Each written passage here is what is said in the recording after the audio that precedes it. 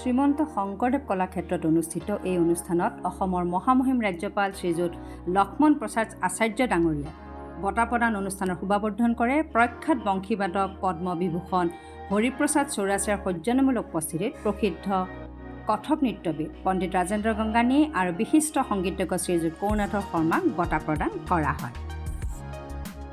এই আমি সংগীতৰ তৰফৰ পৰা গুৰুজীক ক্ষুদ্ৰ উপহাৰটি প্ৰদান কৰিছোঁ। এয়া গুৰুজীৰ সৈতে সঁচাকৈ সুখময় ক্ষণীয়। ভবাই নাছিলোঁ এনেকৈ যে গুৰুজীৰ কেতিয়াবা আশীৰ্বাদ ল'বলৈ ভাগ্য হ'ব। এই আমাৰ সংগীত সত্ৰ ছাত্ৰ ছাত্ৰীসকলৰ সৈতে গুৰুজী এয়া শ্ৰীযুত কৰুণাথ শৰ্মা, তেখেতক বঁটা প্ৰদান কৰা হৈছে। আৰু এয়া হৈছে মোহিনীয়াট্টম নৃত্য পটীয়সী গোপিকা বাৰ্মাৰ সৈতে এয়া বঁটাপ্ৰাপক ৰাজেন্দ্ৰ গংগানীদেৱ। সঁচাকৈ এই মুহূৰ্তবিলাক মানে স্মৰণীয়। এয়া আমাৰ ৰঞ্জুমণি শইকীয়া বাইদেউ, ৰসেশ্বৰ শইকীয়া বৰবায়নদেৱৰ সুযোগ্যা জ্যেষ্ঠা কন্যা। বৰ ভাল লগা মুহূৰ্ত এয়া। এই আমাৰ সংগীত সত্ৰৰ বিষয়ববী আৰু কৰ্মকৰ্তাসকলৰ একাংশ আমি আৰু আছে।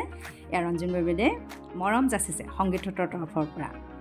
আৰু এয়া হৈছে ৰিঞ্জুমণি বাইদেউ, এয়া কনিষ্ঠা কন্যা, এখেতো সুযোগ্যা কন্যা বৰবায়নদেৱৰ। আৰু এয়া অনুষ্ঠান পৰিৱেশন কৰিছে আমাৰ ছাত্ৰ ছাত্ৰীসকলে। ধন্যবাদ।